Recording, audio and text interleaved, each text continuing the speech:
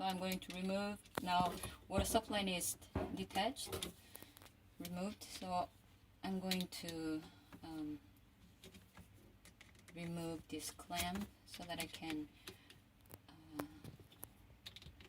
remove this drainage line through this hole easily.